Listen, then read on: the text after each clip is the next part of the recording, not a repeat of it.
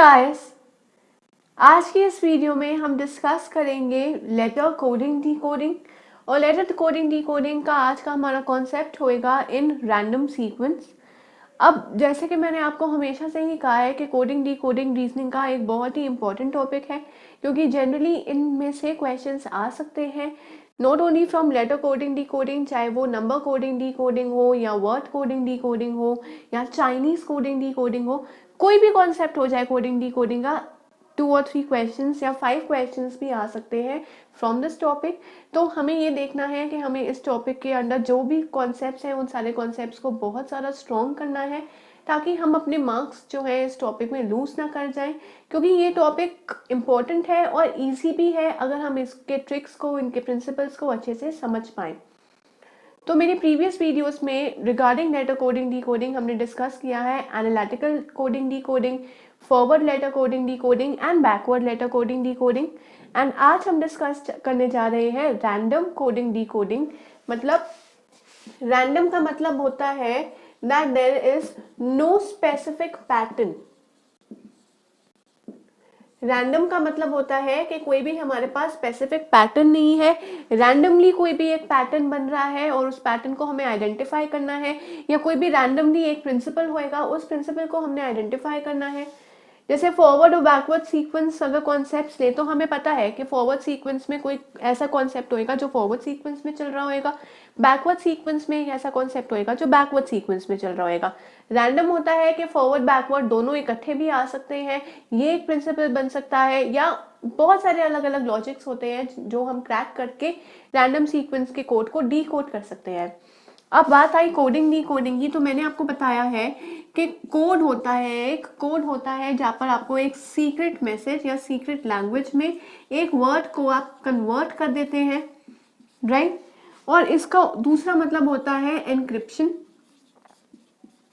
हमारे डिजिटली जितने भी मैसेजेस हम ट्रांसफर करते हैं from one person to another, जो अच्छी ऐप्स होती है फॉर एग्जांपल व्हाट्सएप एक्सेट्रा, तो ये ऐप्स जो है ये भी कोडेड लैंग्वेज में ही हमारे मैसेजेस को ट्रांसफर करती है from one person to another.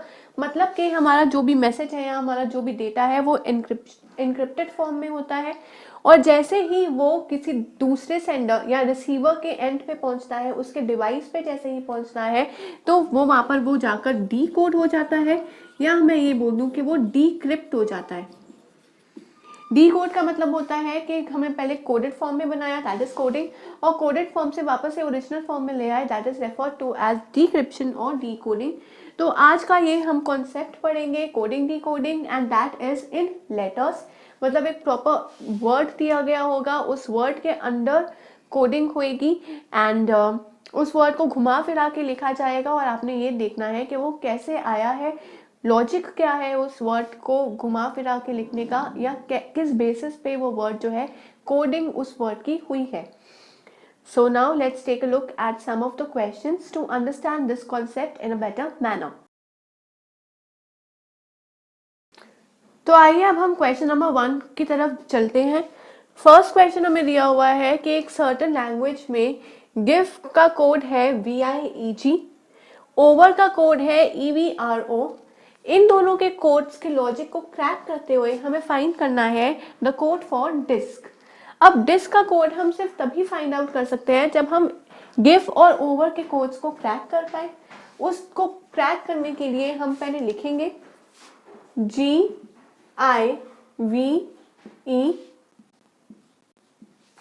अब हमने जैसे लिखा GIVE, तो उसके नीचे हम लिखेंगे VIE एंड G। तो हमें ये दिख रहा है कि G इस तरफ चला गया, I इस तरफ, सॉरी V आ गया ऐसे, I सेम है, और E आ गया यहाँ पर। ये थोड़ा सा हमें कोड क्रैक करने का दिख रहा है लॉजिक। नेक्स्ट हम देखते हैं ओवर को, OVE एंड R। अब ओवर के कोरिस्पॉन्डिंग हमारा कोड है EVR एंड O। यहाँ पर भी हम देखेंगे कि O जो था लेफ्ट वाला अब चला गया है राइट कॉर्नर पे, V एज इट इज है, ई जो था वो चला गया है बीच से सबसे राइट में, और जो सबसे कॉर्नर वाला था वो शिफ्ट हो गया है एट वन प्लेस, राइट। ऐसे ही हम देखेंगे डिस्क को।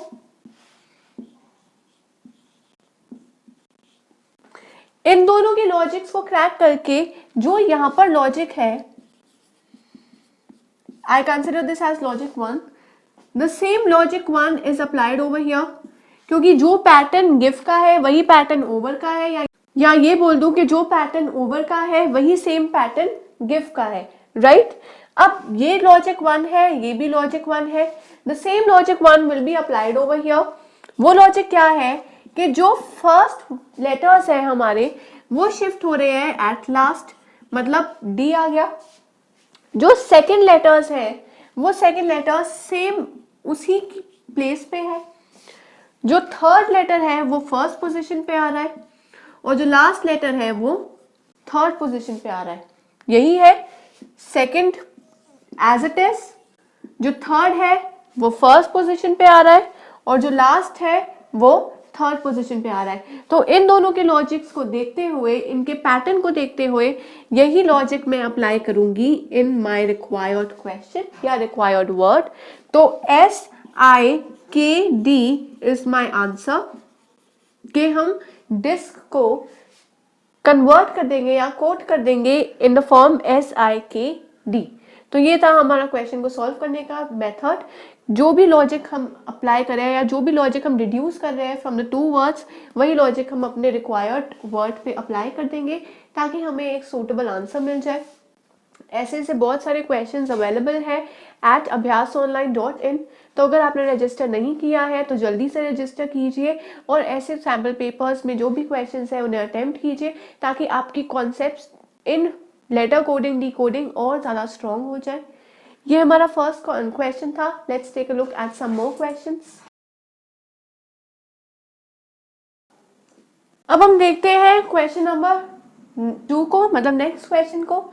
नेक्स्ट क्वेश्चन में लिखा हुआ है कि एक सर्टेन लैंग्वेज में democratic is written as EDMORCATCI, मतलब एक कोड दिया हुआ है डेमोक्रेटिक का। अब इसी के अकॉर्डिंग या इस सेम कोडिंग पैटर्न के अकॉर्डिंग हमें फाइंड आउट करना है द कोड फॉर कंटिन्यूअस। अब जैसे कि आपने यहाँ पर देखा होगा कि डेमोक्रेटिक का जो भी कोड है ना तो ये फॉरवर्ड सीक्वेंस में है और ना ही रिवर्स सीक्वेंस में है। रिवर्स सीक्वेंस तब बनता है जब CITARCOMED, मतलब रिवर्स ऑर्डर में कोडिंग होती। फॉरवर्ड सीक्वेंस में तो ये है ही नहीं, राइट। और ना ही एनालॉजिकल कोडिंग डी कोडिंग है। बचा क्या? Random coding D coding. अब हम यहाँ पर देखेंगे कि ये रैंडमली कैसे हमारे को कोड डिड्यूस हुआ है। उसके लिए हम पहले करेंगे क्या कि डेमोक्रेटिक वर्ड को एज इट इज लिख देंगे।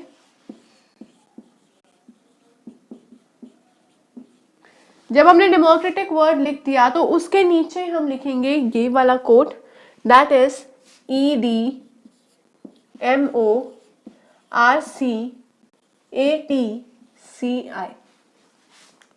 ये हमारा ओरिजिनल वर्ड है और ये हमारी उसका कोडेड फॉर्म है, या ये जो गिवन वर्ड है उसका कोड है।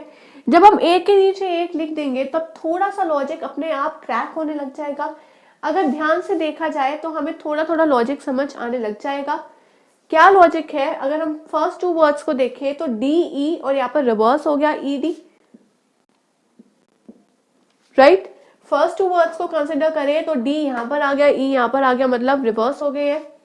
M एज इट इज है, O एज इट इज है, मतलब नेक्स्ट टू वर्ड्स जो है वो एज इट इज है। नेक्स्ट को कंसिडर करते हैं CR, तो C और R की भी प्लेसेस जो है वो इंटरचेंज हो गई। नेक्स्ट A और T एज इट इज है, और नेक्स्ट I एंड C की प्लेस जो है वो भी इंटरचेंज हो गई। तो यहाँ पे हमें एक पैटर्न दिखाई दे रहा है। वो पैटर्न ये है कि फर्स्ट टू लेटर्स जो है अपनी प्लेस को इंटरचेंज कर रहे हैं, next two letters as it is है, फिर उसके बाद नेक्स्ट टू लेटर्स अपनी प्लेस को इंटरचेंज कर रहे हैं, फिर next two letters as it is है, और उसके बाद नेक्स्ट टू लेटर्स की प्लेसेस इंटरचेंज हो रही है। तो ये हमारे पास एक पैटर्न बन गया, एक लॉजिकली हमें पैटर्न मिल गया है, वो करेक्ट है। अगर एक चीज जो है एक स्पेसिफिक टाइम के बाद रिपीट हो रही है हम उसे पैटर्न बोलेंगे। तो यहाँ पर भी स्पेसिफिक टाइम के बाद रिपीट हो रही है। कैसे? कि फर्स्ट टू एक पैटर्न के हैं, नेक्स्ट टू एक पैटर्न के हैं, फिर फर्स्ट टू एक पैटर्न के हैं, नेक्स्ट टू एक पैटर्न के हैं, फिर एक पैटर्न के हैं। तो ये एक लॉजिक बन गया। यही लॉजिक हम अपने वर्ड कंटिन्यूअस के ऊपर अप्लाई करेंगे। तो जब हम यहाँ पे वर्ड लिखेंगे कंटिन्यूअस,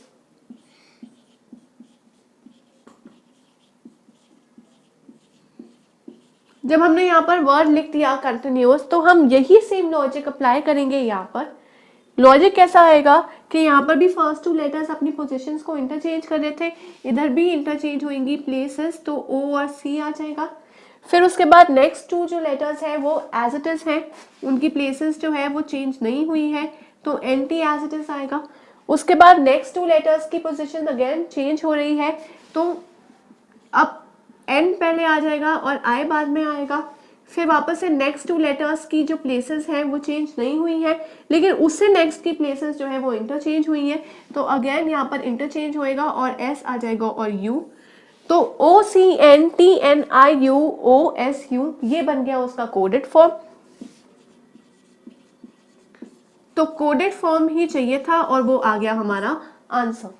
तो ऐसे हम डिड्यूस कर सकते हैं the codes of the original word, लेकिन उन कोड्स को फाइंड आउट करने के लिए पहले हमारे पास एक लॉजिक गिवन होना चाहिए। वो लॉजिक, यहाँ हम ये बोल सकते हैं कि वो हिंट इन दो में गिवन था, मतलब डेमोक्रेटिक का जो कोड बना गया है उसी में हिंट या उसी में पैटर्न या कोई भी प्रिंसिपल छुपा होएगा। हमें फाइंड आउट करना है कि क्या ऐसा पैटर्न है जिससे एक वर्ड जो है वो कोडेड फॉर्म में कन्वर्ट हो रहा है। वही पैटर्न को हम अपने गिवन वर्ड पे अप्लाई करेंगे in order to get the required answer. अगर हमारा पैटर्न सही है तो वो पैटर्न अप्लाई होकर हमारे को आंसर मिल जाएगा। और ऑप्शंस में जो भी ऑप्शन में ये वाला वर्ड या ये कोड प्रेजेंट होएगा उस पर टिक कर देना और वो आपका आंसर जो है वो मार्क हो जाएगा। तो ऐसे से और क्वेश्चंस अटेम्प्ट कीजिए in order to have a grip on the reasoning and also to understand this concept in a better manner, क्योंकि कोडिंग डी कोडिंग एक बहुत ही ज़्यादा इंपॉर्टेंट टॉपिक है, इसके ऊपर बहुत ज़्यादा फोकस करने की हमें रिक्वायरमेंट है। तो जल्दी से रजिस्टर कीजिए हमारे ऑनलाइन पोर्टल पे, दैट इज abhyasonline.in। रजिस्टर करने के बाद आप सैम्पल पेपर्स अटेम्प्ट कीजिए in order to have a strong analytical reasoning and also आपके पास एक फुल रिपोर्ट आएगी अपना टेस्ट सबमिट करने के बाद कि आपके कौन से स्ट्रॉन्ग और वीक पॉइंट्स हैं। वीक पॉइंट्स के ऊपर और इम्प्रोवाइज कीजिए, उन कॉन्सेप्ट्स के ऊपर और ज़्यादा क्वेश्चंस अप्लाई कीजिए ताकि आपके वीक पॉइंट्स जो हैं वो स्ट्रॉन्ग पॉइंट्स में कन्वर्ट हो जाए और आप अपने एग्जाम्स में अच्छा स्कोर कर पाए and also you can sharpen your brain. So till then keep learning and keep practising.